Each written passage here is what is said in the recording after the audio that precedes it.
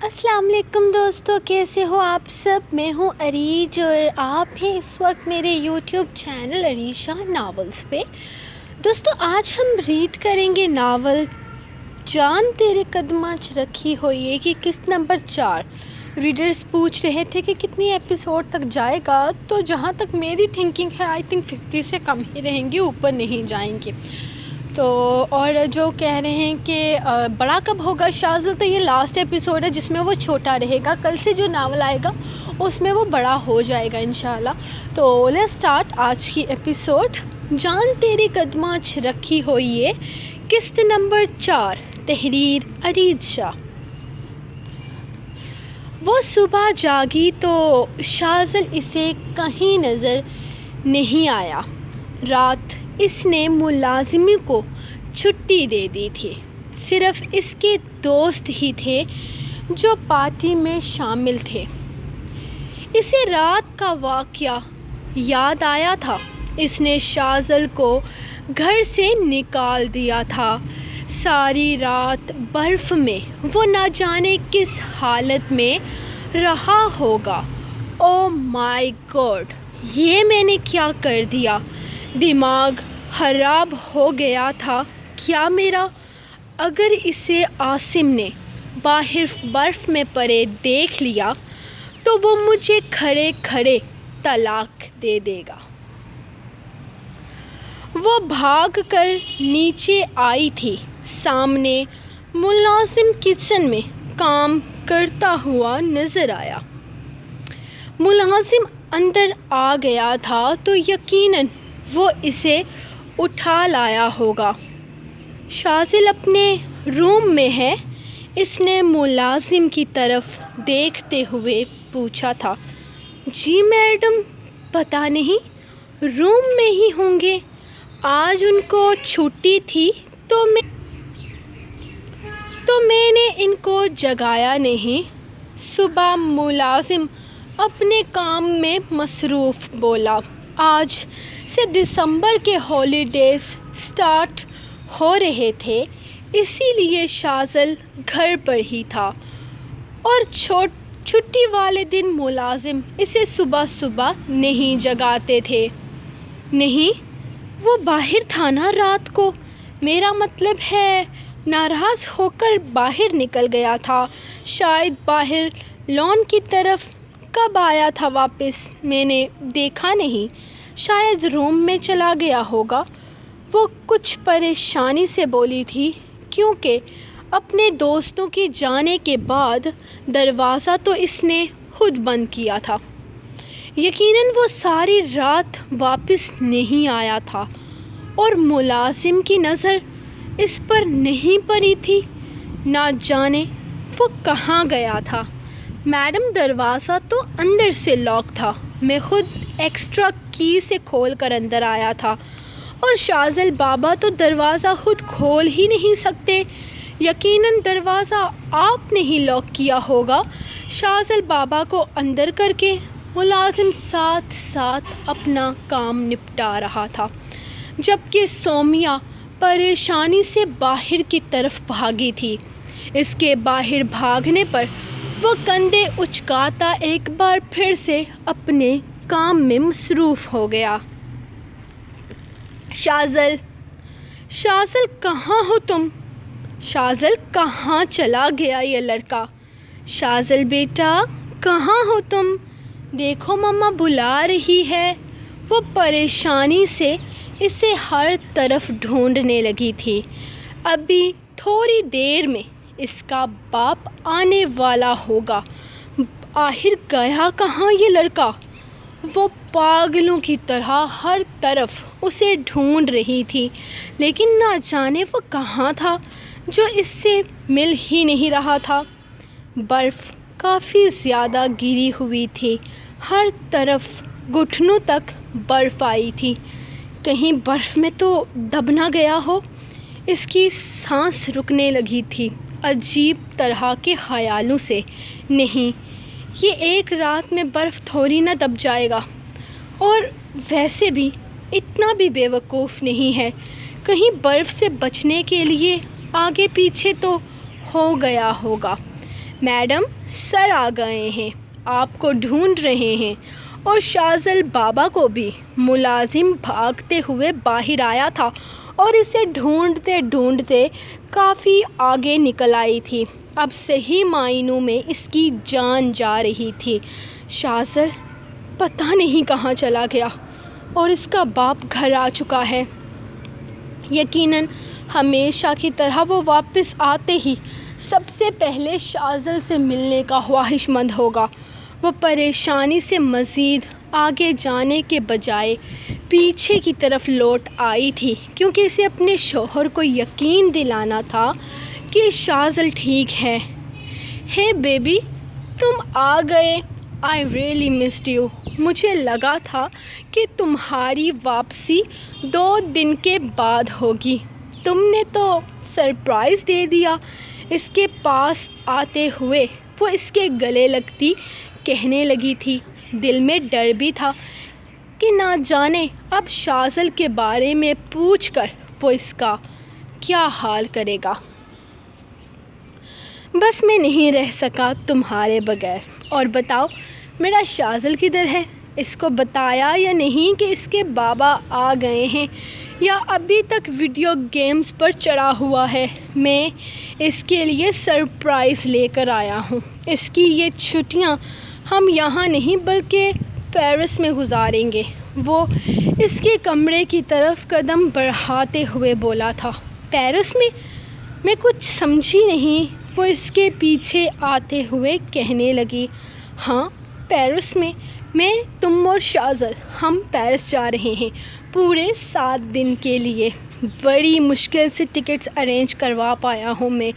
وہ کمرے کا دروازہ کھولتے ہوئے شاذل کو خالی کمرے میں ڈھونڈنے لگا تھا۔ شازو جانو دیکھو آپ کے بابا آ گئے ہیں۔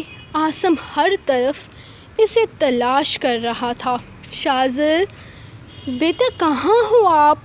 وہ واش روم میں بھی اسے دیکھ چکا تھا۔ مجھے کچھ بولنے کا موقع دو تو میں تمہیں بتاؤں نا ڈارلنگ۔ وہ اپنے اسکول ٹرپ پر گیا ہوا ہے اپنے دوستوں کے ساتھ، وہ بھی پورے 10 دن کے لیے۔ وہ اپنی یہ چھٹیاں اپنے دوستوں کے ساتھ گزارنا چاہتا تھا۔ ان کے 4-5 ٹیچرز بھی ساتھ گئے ہوئے تھے انہی خوبصورت سا علاقہ دکھانے کے لیے۔ اس کا من تھا تو میں نے انکار نہیں کیا۔ بار بار مجھ سے کہہ رہا تھا، ماما پلیز جانے دو، پلیز جانے دو۔ بس پھر میں نے اسے جانے دیا۔ اس کے ٹیچر نے بھی اسپیشلی فون کر کے مجھے کہا تھا، I am really sorry baby, میں نے تمہیں نہیں بتایا، لیکن مجھے پتہ بھی تو نہیں تھا نا کہ تمہاری کوئی پلاننگ ہے پیرس جانے کی، اور یہ تو آج دوپہر کے ٹکٹس ہیں۔ چلو کوئی بات نہیں، جب تک وہ واپس آتا ہے تب تک میں اور تم پیرس چلتے ہیں 1 ہفتے کے لیے۔ وہ بھی انجوائے کر لے گا اپنے دوستوں کے ساتھ اور ہم دونوں بھی ایک دوسرے کے ساتھ انجوائے کر لیں گے۔ اوہو بیبی تم سیڈ مت ہو۔ اس عمر کے بچوں کو والدین سے زیادہ اپنے دوستوں کی زندگی میں انٹرسٹ ہوتا ہے۔ دیکھنا وہ کتنا خوش ہو کے لوٹے گا۔ وہ اسے یقین دلا رہی تھی۔ تو کم سے کم مجھ سے مل کر تو جاتا۔ I really missed him۔ Saumya کتنا وقت ہو گیا ہے میں نے اسے گلے سے نہیں لگایا۔ میں اسے مس کر رہا ہوں۔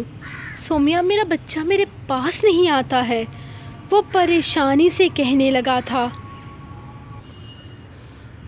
ہاں کیونکہ وہ اپنی لائف میں بیزی ہو رہا ہے۔ آہستہ آہستہ وہ آگے بڑھ رہا ہے، تمہیں بھی آگے بڑھنا چاہیے۔ تو کیا میں سامان پیک کروں پیرس جانے کے لیے، یا تمہارا موڈ نہیں ہے مجھے اپنے ساتھ لے جانے کا؟ اچھا چلو رہنے دو، چھوڑو، جب شاذل آ جائے گا ہم تبھی چلیں گے۔ وہ اداسی سے بولی، نہیں سومیا، ہم جائیں گے، ضرور جائیں گے۔ شاذل اپنے دوستوں کے ساتھ انجوائے کرے، ہم ایک دوسرے کے ساتھ انجوائے کریں گے، وہ پیار سے اس کا گال کھینچتا اسے کمرے میں تیاری مکمل کرنے کے لیے بھیج چکا تھا، جبکہ سومیا بالکل ریلیکس ہو کر نیچے آئی تھی۔ دیکھو، اس لڑکے کو ڈھونڈو، وہ جیسے ہی ملتا ہے نا تم لوگ مجھے بتانا پلیز، ہمارے آنے تک ساری سچویشن ہینڈل کر لینا۔ وہ اسے سمجھا دینا کہ اس نے اپنے باپ کے سامنے کیا کہنا ہے۔ یہ پکڑو، یہ پیسے اور یہ بات باہر نہیں آنی چاہیے۔ میں نے اسے گھر سے نکال دیا اور ٹھیک سے اس کا دماغ ٹھکانے لگا دینا۔ جان عذاب کر رکھی ہے اس لڑکے نے میری، وہ اس سے کہہ کر واپس کمرے کی طرف جاتی جلدی سامان پیک کر چکی تھی۔ سومیا، مجھے ذرا نمبر دینا اس کی ٹیچر کا، مجھے بات کرنی ہے اس سے، عاصم کمرے میں داخل ہوتے ہوئے بولا تھا۔ بیبی، مجھے تو اس کے اسکول سے فون آیا تھا، اور اسکول والا نمبر تو آف کورس وہ اپنے ساتھ لے جانے سے رہے، اور ویسے بھی میں نہیں چاہتی کہ تم اس سے بات کرو۔ تم اس سے بات کرو گے اور تم اسے بتا دو گے کہ ہم لوگ پیرس جا رہے ہیں تو بچے کا دل خراب ہوگا، وہ اسے باتوں میں الجھاتے ہوئے بولی تھی۔